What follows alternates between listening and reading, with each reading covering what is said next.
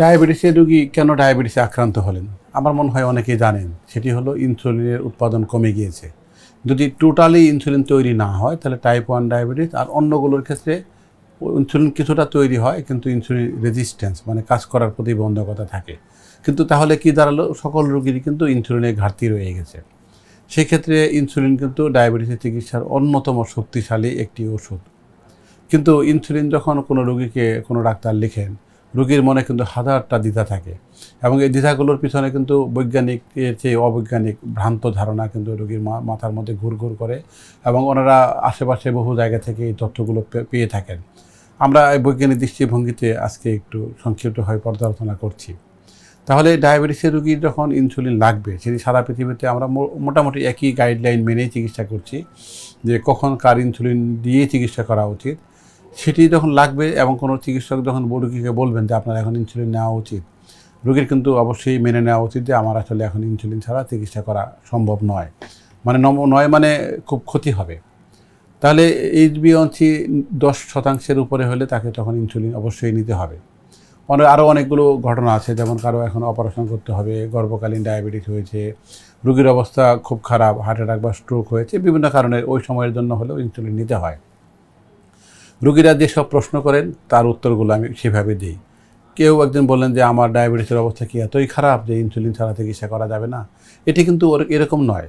আমরা যদি এখন ইনসুলিন দিয়ে ডায়াবেটিসের নিয়ন্ত্রণ করতে পারি, উনি আরও বহু বছর কিন্তু ভালো থাকতে পারবেন, এটা আশা করতে পারি। আবার কেউ ভাবেন যে ইনসুলিন শুরু করলাম মানে আর তো শেষ হবে না। তাহলে শুরু করা কিন্তু কোনো বিবেচ্য বিষয় নয়। বিবেচ্য বিষয় হলো ওনার ডায়াবেটিস হয়েছে, রক্তের গ্লুকোজ টার্গেটের মধ্যে রাখতে হবে, দীর্ঘস্থায়ী জটিলতা কমাতে হবে। সেটির জন্য যদি ইনসুলিন লাগে, ইনসুলিন নেওয়াটাই উচিত।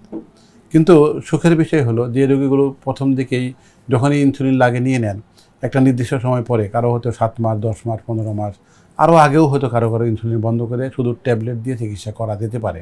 কিন্তু যারা আগে থেকে নিতে গড়িমসি করেন, পরে গিয়ে যখন শুরু করেন আর কিন্তু বন্ধ করার কোনো সুযোগ তাদের থাকে না। আবার কেউ ভাবেন যে ইনসুলিন তো ইনজেকশন। এখন পর্যন্ত মোটামুটি ইনজেকশনই, কিন্তু আরও 2-1টা পদ্ধতি আছে, যেমন ইনহেলার ইনসুলিন আছে, সেগুলো কিন্তু মানে অতি উচ্চ দাম, আমরা ব্যবহার করি না। সেই জন্য ইনসুলিন এখন ইনজেকশন, পাম্পও আছে, পাম্প আরও বেশি সুবিধা কিন্তু ব্যয়বহুল। কিন্তু আমরা আপাতত ধরে নিচ্ছি যে ইনসুলিন ইনজেকশন, কিন্তু এই ইনজেকশনে কিন্তু কোনো ব্যথা হয় না। ব্যথা হয় যদি কেউ টেকনিক ঠিকমতো মেনে চলতে না পারেন, সেটা আমরা যখন ইনসুলিন দিই শিখিয়ে দিই। আরেকটি কথা অনেকেই বলে, কারণ ডায়াবেটিসের অধিকাংশ রোগী যেহেতু ওজন বেশি থাকে, তাহলে ইনসুলিন নিয়ে কি ওজন বেড়ে যাবে? তাহলে ইনসুলিন নিয়ে ওজন কিছুটা বাড়তে পারে, তবে নতুন ইনসুলিনগুলোতে কিন্তু ওজন খুব একটা বাড়ে না, নাম্বার 1। নাম্বার 2 হলো এই ডায়াবেটিসের রোগীর যে চিকিৎসা, মূল চিকিৎসা দাঁড়াবে কিসের উপরে? সঠিক খাদ্য ব্যবস্থাপনা, নিয়মিত পরিমিত শারীরিক শ্রম, সেটি কিন্তু ওজন কমাতে সাহায্য করবে। কিন্তু কিছু কিছু রোগীর আবার ইনসুলিন এবং খাদ্য ব্যবস্থাপনা এগুলোর বাইরেও কিছু অন্য ওষুধ লাগে, যেটি ওজন কমাবার ওষুধ। তাহলে আর এটা নিয়ে কিন্তু দুর্ভাবনার সুযোগ নেই। কিন্তু মূল ভাবনাটি এটি আমরা রোগীদেরকে শিখিয়ে দেওয়ার চেষ্টা করি যে ইনসুলিন নিয়ে কি রক্তের গ্লুকোজ কমে যাবে বা হাইপোগ্লাইসেমিয়া হবে? এখন যদি একটি ইনসুলিন, যেটি লং অ্যাক্টিং ইনসুলিন দেওয়া হয়, তাতে কিন্তু হাইপোগ্লাইসেমিয়ার সম্ভাবনা খুবই কম। কিন্তু যখন একাধিকবার দেওয়া হয় তাতে কিন্তু সম্ভাবনা থাকে। তাহলে আমরা যখন ইনসুলিন শুরু করি, রোগীকে শিখিয়ে দেই কীভাবে কতটুকু ইনসুলিন নেবেন, নির্দিষ্ট সময় পর পর খাবেন, এবং যদি হাইপোগ্লাইসেমিয়ার লক্ষণ দেখা দেয় উনি দ্রুতই কিছু একটা পদক্ষেপ নেবেন। কী পদক্ষেপ নেবেন, কী লক্ষণ থেকে সতর্ক হবেন, সেটি শিখিয়ে দিই।